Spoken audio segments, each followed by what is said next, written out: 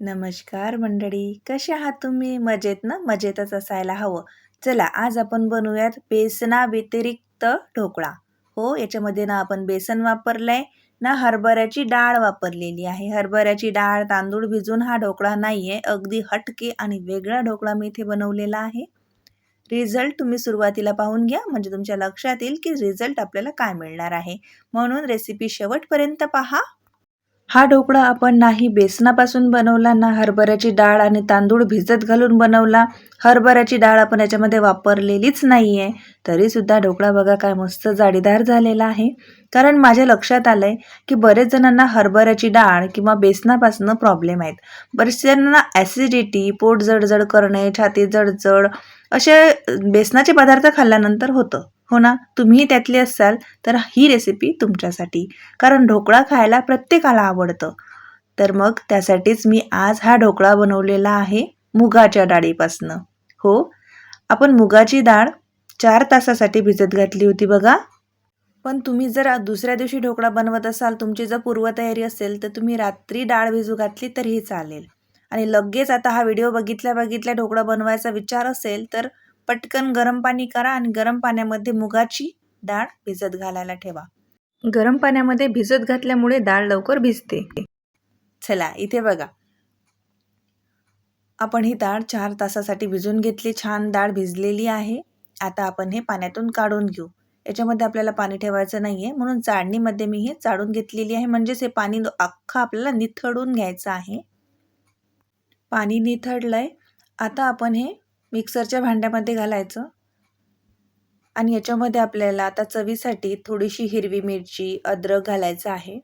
आता हिरवी मिरची बघा, तिखटासाठी नव्हे तर चवीसाठी घालतोय आपण, हो ना? मग मी 2च घातल्या पण तुम्हाला जर थोडंसं छान असं लागत असेल तर तुम्ही 3ही घातल्या तरी काही हरकत नाही. पण अद्रक घातलाय बघा, अद्रकाचाही तिखटपणा ढोकळ्यामध्ये उतरणार आहे. आणि ढोकळा काय आपल्याला तिखट बनवायचा नसतो, हो ना? तर आता इथे आपण 1 चमचा साखर घातली, चवीनुसार मीठही घालून घेतलेलं आहे. आणि या ढोकळ्यामध्ये आपण दही घालणार आहे. दही बघू शकता 2 ते 3 चमचे. बस, याच्यापेक्षा जास्त दही याच्यामध्ये नको आणि शक्यतोवर दही जास्तच आंबट घेऊ नका. आता ढोकळ्यामध्ये आपण हळद घालतो, पण काय होते नंतर आपण त्याच्यामध्ये बेकिंग सोडा घालतो, मग ते रिॲक्ट होतं आणि ढोकळ्याला लाल स्पॉट येतात. त्यासाठी ऑप्शन म्हणून आपण याच्यामध्ये पिवळा रंग घातलाय, पण ऑप्शनल आहे. तुम्हाला रंग घालायचा नसेल तर तुम्ही हळदही घालू शकता, काही फरक पडणार नाही. त्यासाठी मी तुम्हाला पुढे सांगणार की हळद घातली तर काय घालावं, म्हणजे लाल स्पॉट येणार नाहीत. वाटून घेतलंय आपण ते आणि वाटल्यानंतर त्याच्यामध्ये 1 वाटी बारीक रवा घातलाय. आता परत आपण हे मिक्सरला फिरून घेऊयात. सगळं आपल्याला एकसंधपणा असं एकजीव मिक्स करून घ्यायचं आहे. आता तुम्ही इथे बघू शकता किती स्मूथ आपण हे वाटून घेतलं. परफेक्ट. सुरुवातीला पाणी घालण्याची घाई करू नका वाटताना, नंतर आपण पाणी घालू शकतो. आता आपण हे बॅटर एखाद्या बाउलमध्ये काढून घ्यायचं आहे. कन्सिस्टन्सी तुम्ही बघू शकता. बॅटर किती स्मूथ इथे वाटल्या गेलंय ते पाहू शकता. छान असं स्मूथ हे बॅटर वाटून घ्यावं, म्हणजे आपला ढोकळा छान तयार होतो. आता आपण ज्याच्यामध्ये हे बनवणार, इथे माझ्याकडे केक टेन आहे. तुमच्याकडे नसेल तर चहाचं भांडं असतं, आपण ज्याच्यामध्ये वरण भात लावतो ते कुकरचं भांडं असतं, त्यालाही तेलाने ग्रीस करून घ्या. त्याच्यातही ढोकळा मस्त तयार होतो. मी तुम्हाला चहाच्या पातेल्यामध्ये सुद्धा इन्स्टंट बेसनाचा ढोकळा बनवून दाखवलेला आहे. ती रेसिपीसुद्धा तुम्ही पाहू शकता. खूप छान प्रतिसाद दिला तुम्ही मला त्या रेसिपीला, त्यासाठी मनापासून आभार. पण मला बऱ्याच कमेंट्स आल्या की ताई ढोकळा तर छान बनला, पण बेसनापासून आम्हाला त्रास होतो. बेसन व्यतिरिक्त ढोकळा बनवून दाखव, म्हणजे बेसन विरहित. म्हटलं चला ते पण ट्राय करूया, म्हणून आपण हा ढोकळा तयार केलाय. आता बघा, त्याला तेलाने ग्रीस करून साईडला ठेवून दिलं. आता मी याच्यामध्ये रंग वापरलाय पिवळा, हो ना? म्हणून काय केलं मी याच्यामध्ये बेकिंग सोडा 1 चमचा आणि अर्धा चमचा बेकिंग पावडर वापरत आहे. 1 चमचा बेकिंग सोडा, अर्धा चमचा बेकिंग पावडर, कारण मी याच्यामध्ये रंग वापरलाय. आता तुम्ही याच्यामध्ये हळद जर वापरली असेल ना, तर मग तुम्ही इनो वापरा.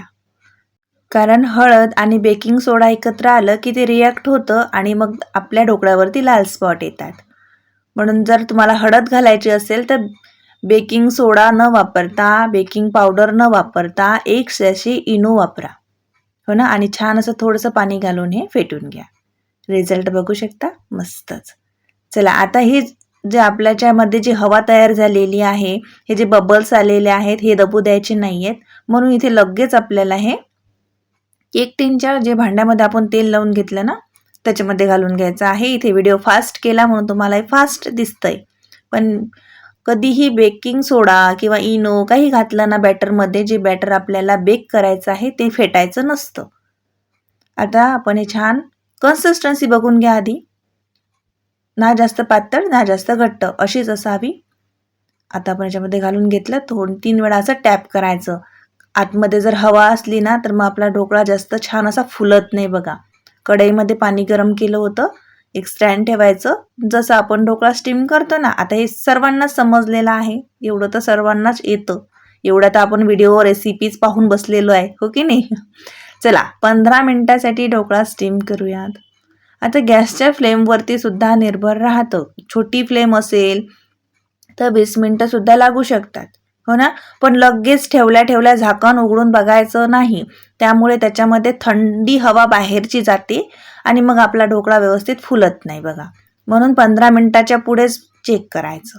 बघा मी याच्यामध्ये हे टूथपिन घातली तर मस्त क्लीन निघाली आहे, म्हणजे समजायचं आपला ढोकळा व्यवस्थित बनला आहे. आता त्याला तसं झाकून साईडला ठेवलं, तडका तयार करते. आता तडका तयार करण्यासाठी याच्यामध्ये आपण तेलामध्ये छान अशी मोहरी घालायची. तेल तापलंय, गॅस बंद केलाय, हिरवी मिरची घातली, कढीपत्ता घालायचा, मस्त तडतडू द्यायचा. हिंग घालायचा. हिंगाने काय होते बघा, असे काही पदार्थ जे आपण बेक करतो त्याच्यामध्ये बेकिंग सोडा घालतो, इनो घालतो, हो ना, त्याने सुद्धा आपल्याला ॲसिडिटी सारखा त्रास होण्याचा शक्यता असते. म्हणून त्याच्यामध्ये हिंग घालावा. हिंगाने ते पचायला हलकं होतं. आता याच्यामध्ये मी थोडं पाणी घातलं आणि साखर घातली, म्हणजे दोन्ही काम एकत्र केलं. जे आपण साखरेचा पाक करतो ना दुसरीकडे, म्हणजे त्याला आपण शुगर सिरप म्हणतो, ते न करता या तडक्यामध्येच थोडीशी साखर घाला, थोडेसे म्हणजे 2-3 चमचे, आणि पाणी घाला आणि ते शिजून घ्या छान असं. बघा ढोकळा हलकासा थंड झालाय. एजेस आपण मोकळ्या करून घेऊयात. आणि आता हा ढोकळा आपण याच्यामधून काढून घ्यायचा आहे. मस्त असा ढोकळा तयार झालाय, मस्त तो फुगलाय पाहू शकता. आणि अजिबातही या भांड्याला चिटकला नाही, अलगद निघून आलाय, कारण परफेक्ट स्टीम झालाय तो. मस्तच. वाव, काय जाळी आली आहे, मस्तच. चला मी तुम्हाला जवळून दाखवते म्हणजे तुमच्या लक्षात येईल. वाव, जाडी बघून घ्या. आता हव्या त्या आकारात, हव्या त्या साईजमध्ये याचे पीसेस करून घ्यायचे.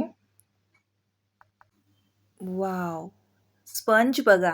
कोणी म्हणेल का हा मुगाच्या डाळीचा ढोकळा आहे, याच्यामध्ये अजिबातही बेसन, हरभऱ्याची डाळ किंवा तांदूळ, तांदूळाचं पीठ काहीच आपण वापरलेलं नाहीये. रिझल्ट तुमच्या समोर आहे.